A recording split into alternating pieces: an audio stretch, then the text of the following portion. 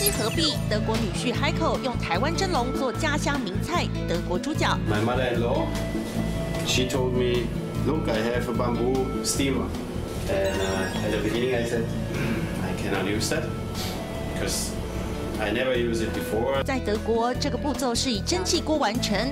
改变工具的过程，就像 Heiko 慢慢融入台湾生活一样。深知德国老公讲求实事求是，要说服他，就得让他亲自去试。他们比较不容易接受一些不一样的东西、外来的东西。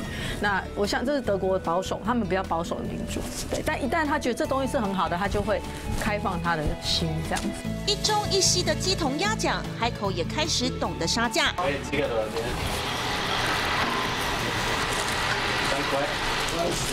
3块。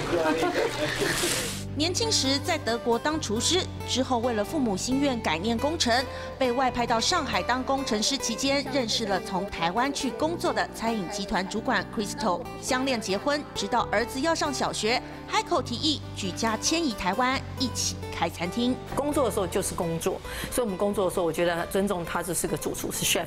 那我就是外场的负责人，那他可以叫我 Crystal， 所以他有时候会突然从远远大老远，老婆，就我们所有客人都会这样转头，请问主厨在叫谁老婆？Crystal 发现夫妻共事，某些时候还是得用撒娇包装专业和强势。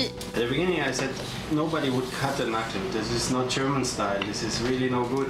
I cut the skin. I give the bone. It is still a huge look of the knuckle.